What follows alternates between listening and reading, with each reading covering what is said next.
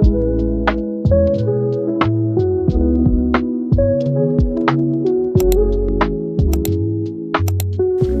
everyone, great news. Nathan is back from America. So I've woken up, took Hazel for a walk, had my brekkie, had some chit chat time with Nathan, and then now I'm going to have a shower, wash my hair, and I'm actually going to take you through the behind the scenes to creating a KunYin playlist. I find it funny that I'm always showering on these vlogs, but to be honest, one fun fact about me is that I love to have my hair rinsed and showered.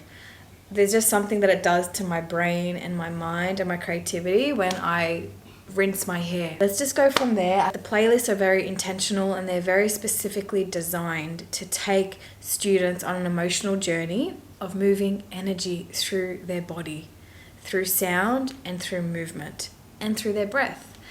So we are showered and we are clean. Just before I went into the shower, I opened up Instagram and I saw that the podcast that I was a guest on a few weeks ago got released today, and I just had to get on Instagram and share some videos of me announcing that it's out, and also sharing two very valuable lessons for me, which I'll share with you all now. So this podcast was called the Secure Love Club, and the host of this podcast, her name is Mimi Watt, and she is a relationship coach, and we were in a coaching program together last year, and this podcast episode came into fruition because I actually reached out to her. I shared on Instagram that you have so much power and also control with opening new doors and creating opportunities for yourself. So right before I reached out to her, I was on the phone to my partner and we were chatting. He was in America and he was out having fun, and after we finished the call, I just felt like so much love for what he's doing and so much excitement for the adventure that he's on by himself. And after I reflected and I was like, wow, I've actually come such a long way, because there was a part really early in my relationship where I would feel tense and jealous. And now here I am, he's actually overseas and I don't feel one drop of jealousy. And then I started to feel really proud of myself, and then I was like celebrating myself, and then I just out of nowhere picked up my phone and sent a voice note to Mimi, and I was like, Mimi, we were in a coaching program a year ago. I don't know if you remember me. I've been following you for a while. I know that you're a relationship coach, and there's something that I really want to talk to you about because it's not spoken about, and I feel like your audience are going to get so much from it. After I sent the voice note, she was so intrigued and she's like, let's have a phone call. And we had the phone call and we were just chatting so much about it. She's like, okay, we need to stop because we need to save this for the podcast. So we had the podcast episode and it was like almost an hour and a half. The conversation is split into 2 episodes. And the other valuable lesson that I shared with everyone on Instagram is that I have been called to be more vulnerable and to be more open with my vulnerability and to share what you would find beneficial. I'm being called to share more. And it's such an awesome sign that I can be on this episode having this conversation without any shame, because I actually wanted to base my whole business around retroactive jealousy.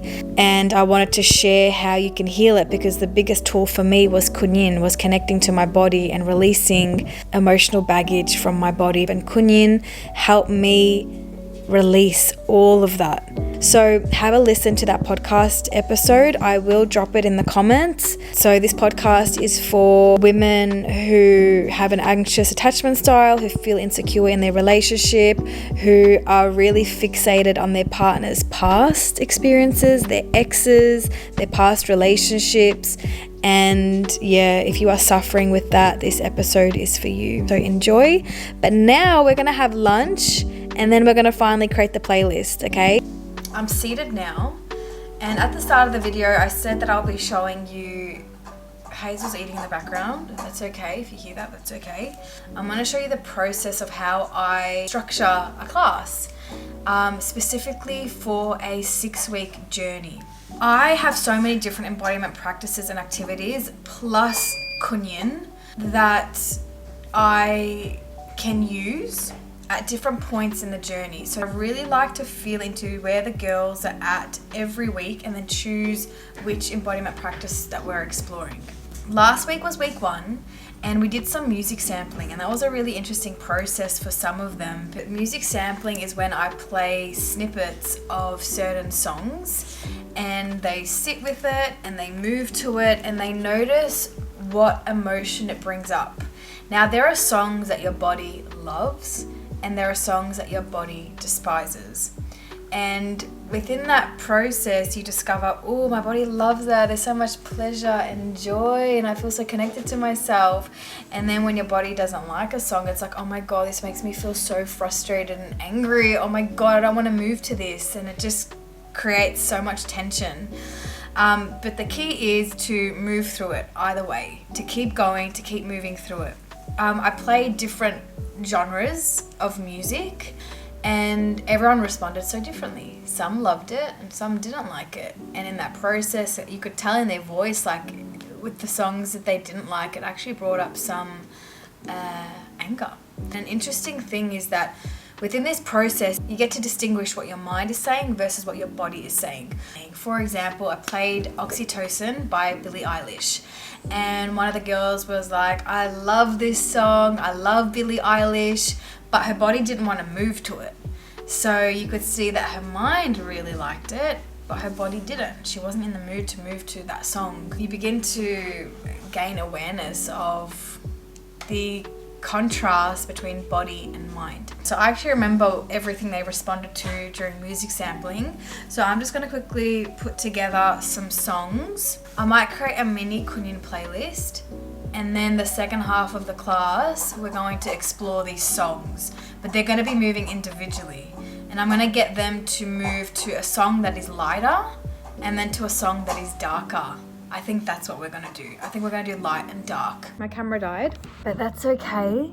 So I was thinking of writing light emotions and dark emotions, and they'll pick that, one of each, and then I'll choose a song for them. So I think we're going to write the actual emotion and they're going to choose it with their eyes closed. Lighter emotions: love, joy, pleasure, light, dark.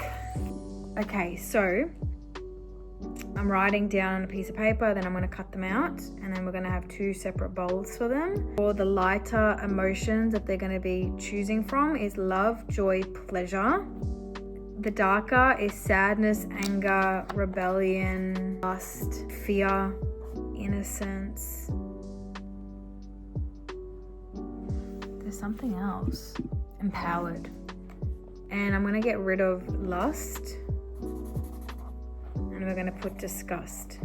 So we've got 1, 2, 3, 4, 5, 6, 7, 8, 9, 10, which is perfect because I believe there's 4 tonight.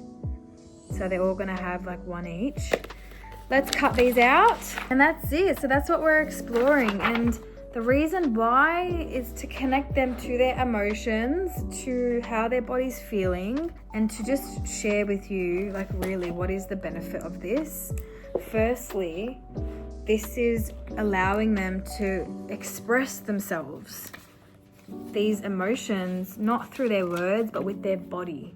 Because we all feel these emotions in one way or another at different points of our life. And the power is when we know how to be with it and we know how to move it. Because when we feel fear, it can either make us feel really stuck. When we feel anger, sometimes we freeze. It wants to move. It's about creating a healthy channel of expressing your emotions. And this also creates a new pattern of the way that you respond to things in life. When you do feel an emotion, how to be with it rather than exploding and getting, reactive. This also gets them to move through any resistance of expressing themselves. These are the embodiment practices, because embodiment is all about being in the body. And that's what the girls are going to do today. I'm going to now create a big playlist of all different types of songs, and then I'm going to, all songs related to all these emotions. And then on the night, I'll feel into what I want to choose for them. Yay, I love it. Thank you so much for being here, and I'll see you all in the next video.